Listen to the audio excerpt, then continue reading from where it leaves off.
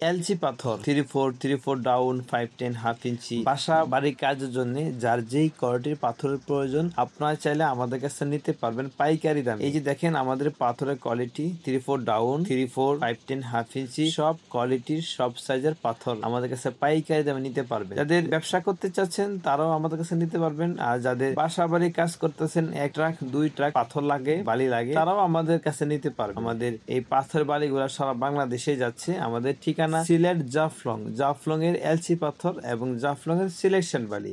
ভালো মানের বালু পাথর নিতে আজই যোগাযোগ করুন মেসার্স রাইয়ান এন্টারপ্রাইজে।